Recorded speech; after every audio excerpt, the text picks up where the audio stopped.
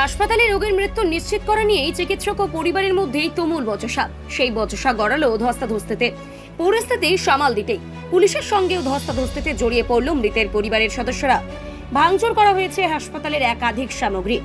রবিবার দুপুরেই ঘটনাকে কেন্দ্র করে ব্যাপক উত্তেজনা ছড়ালো মালদার রতুয়া গ্রামীণ হাসপাতালে। ঘটনায় দুজনকে আটক করেছে পুলিশ। মৃত ব্যক্তির নাম মোহাম্মদ শাকিম, বয়স 55 বছর। তার বাড়ি রতুয়া থানার ভাদর এলাকার কয়লা পাথার গ্রামে। স্থানীয় সূত্রের খবর, রবিবার সকালে জাকিরনগর এলাকার ভুট্টার গাড়িতে লোডিং এর কাজ করছিলেন শাকিম। সেই সময় আচমকায় 11,000 ভোল্টের বিদ্যুতের তারের সংস্পর্শে এসেই বিদ্যুৎপৃষ্ট হন তিনি। তড়িঘড়ি স্থানীয় বাসিন্দারা তাকে উদ্ধার করে রতুয়া গ্রামীণ হাসপাতালে নিয়ে যায়। সেখানে কর্তব্যরত চিকিৎসক তাকে মৃত বলে ঘোষণা করেন, কিন্তু পরিবারের দাবি হাসপাতালে আনার সময় শাকিম জীবিত অবস্থায় ছিলেন। তাকে চিকিৎসা না করেই মৃত ঘোষণা করা হয়েছে বলে অভিযোগ পরিবারের। এই ঘটনাকে কেন্দ্র করেই চিকিৎসক ও মৃতের পরিবারের মধ্যে শুরু হয় তুমুল বচসা। মুহূর্তের মধ্যেই পরিস্থিতি উত্তপ্ত হয়ে ওঠে।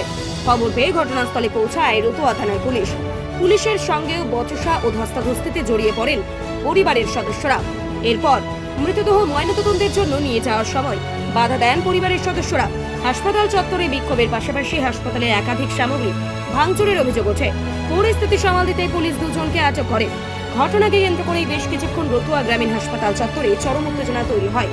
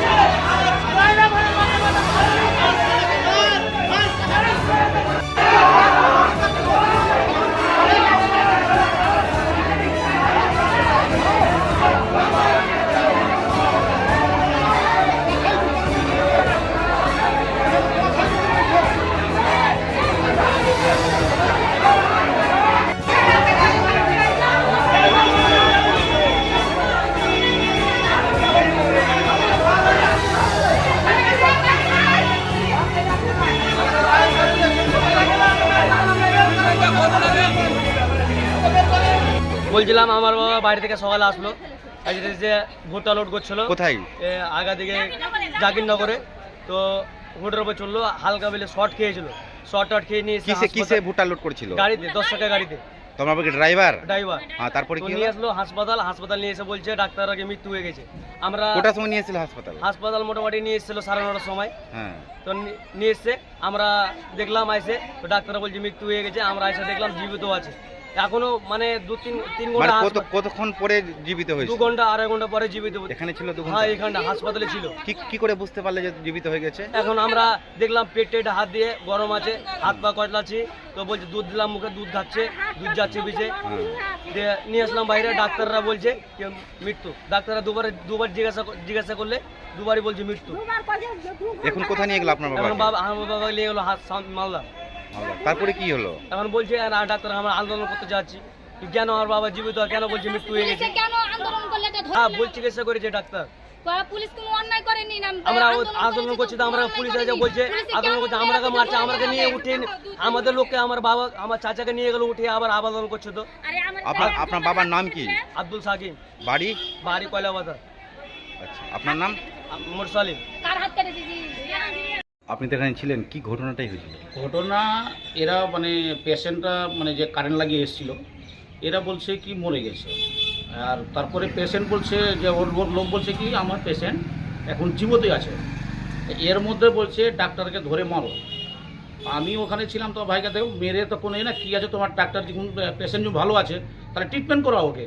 তো এরা সবাই হুড় করে 4-5টা ভিতর ঢোকার পরে যেটা ডেলিভারির যেটা আছে রুমটা ওর মধ্যে যে ছেলেটার একটা হাত কেটেছে, ওই যে মারলো মুখ কাটা ওই কাঁচের মধ্যে মারতে গিয়ে ওর এখানে কেটে গেছে। তারপরে প্রশাসন আসলো, প্রশাসন তারপরে সব করলো। লেকিন আমি অনেকদেরকে বুঝালাম কি দেখো ঝামেলা করে লাভ নাই, তোমরা এসছো তোমার যখন পেশেন্ট ভালো আছে ওকে ট্রিটমেন্ট করো, তার মধ্যে কী হবে না হবে ওটা ডাক্তার। তারপরে এরা বলছে চাকুলিয়ে বলে, আমি ডাক্তারই কোনো দিন চাকুলিয়ে থাকে? আমি ওখানে পর্যন্ত ছিলাম, এই জায়গাটা আমি দেখলাম এটোটা মানে যে হলো। তারপরে প্রশাসন চলে আসলো, তার মধ্যে আর মানে কিছু না, প্রশাসন এসে তারপরে ওদেরকে যা মানে সরালো করলো সব। তারপরে ফের ওই ছেলেটা ট্রিটমেন্ট করে ওকে মালদা আবার ট্রান্সফার করলো আমার সামনে।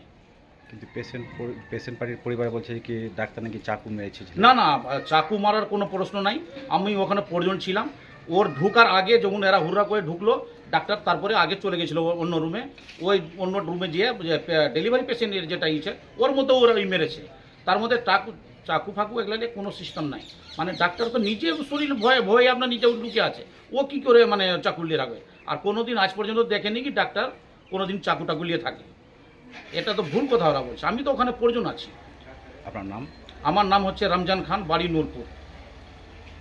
কি কাজে এসেছিলেন এখানে? আমার পেশেন্ট নিয়েছিলাম আমি, আমার বাড়ির একটা পেশেন্ট আছে আমার বউর মানে অসুস্থ একটু, ওর জন্য আমি ওখানে গিয়েছিলাম ট্রিটমেন্ট করাতে।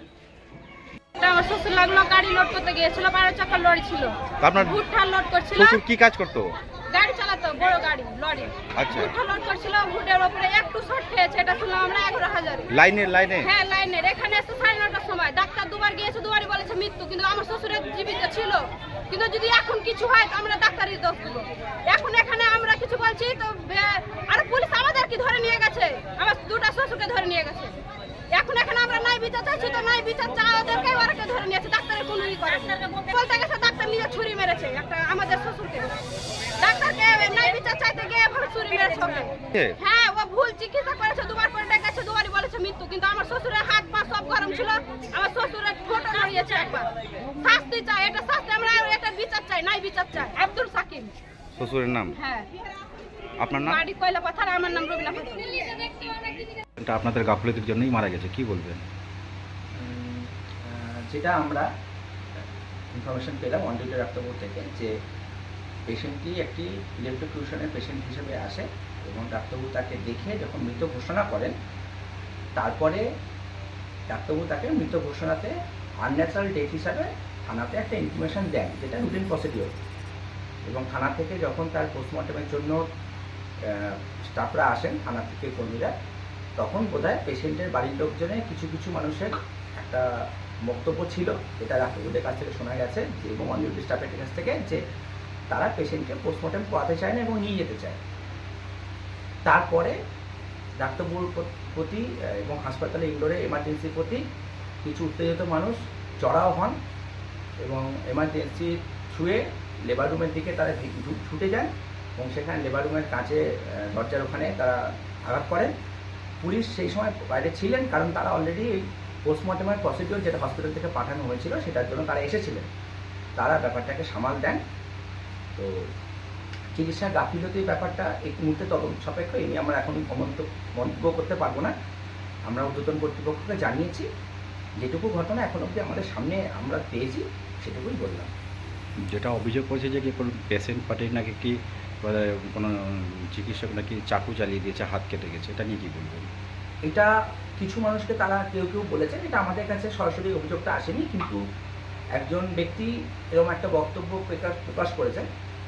তো সম্ভবত যে বক্তব্য প্রকাশ করেছেন আর কি, তার যে ইনজুরিটা হয়েছে তার কিন্তু অলরেডি ট্রিটমেন্টের জন্য প্রাথমিক ট্রিটমেন্টেই তাকে রেফার করা হয়েছে মুর্শিদাবাদ মালদা মেডিকেল কলেজে।